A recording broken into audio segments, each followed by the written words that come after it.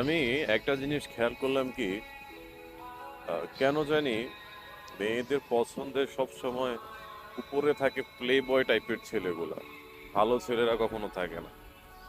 কারণ আমি যতটুকু দেখলাম মেয়েরা সবসময় একটু অ্যাগ্রেসিভ, একটু রোমান্টিক, একটু বোরিং টাইপের ছেলেদেরকে তাদের পছন্দ না। যেসব ভালো ছেলেরাই সবসময় বোরিং হয়, এই জিনিসটা আমি জানি। তো মেয়েদের পছন্দগুলো সবসময় গাঁজাখোর, বাটপার, মানে প্লে বয়, যার একাধিক রিলেশনশিপ থাকে তাদেরকেই কেন পছন্দ, বা তাদেরকে পছন্দ হওয়ার রিজন গুলো থাকে অনেক, যে আসলে প্লে বয় হরে করে কি, তারা অনেক রোমান্টিক কথাবার্তা বলে একটা মেয়েকে ওই জায়গাটা দিয়ে দেয় যে হ্যাঁ তুমি আমার সবকিছুর উপরে আছো, তুমি আমার লাইফে সবকিছু। এবং তাদের পরিচয়টাই হয় এইভাবে ইমোশনালি।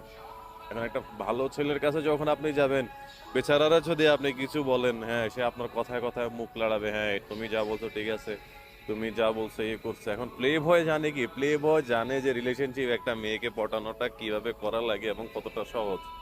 তো এই ক্ষেত্রে প্লে বয়টা সবসময় উপরে থাকে তাদের পছন্দে।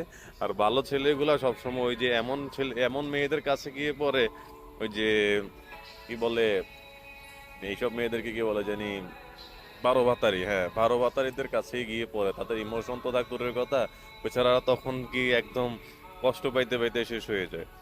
আর ভালো মেয়েদের ওই এইটাই পছন্দ যে কেউ তাদের কেয়ারিং করুক, কেউ তাদের ইয়ে করুক। এখন ভালো ছেলেগুলো আসলে কেয়ারিং কেয়ারিং সম্পর্কে জানে কম, বুঝে কম। এটা আসলে আপনি যা বলবেন তাতেই হ্যাঁ, যা বলবেন তাতেই না, এই হচ্ছে আর কি কাহিনী। আমি আমার ব্যক্তিগত কথা, এটা ব্যক্তিগত লাইফ থেকে যতটুকু জানি বা যতটুকু বুঝছি, যে প্লে বয়দের সকল মেয়ে পছন্দ করেন, তারা জানে কিভাবে একটা মেয়েকে ইমপ্রেস করতে হয়। তো ভালো ছেলেগুলো এটা জানে না।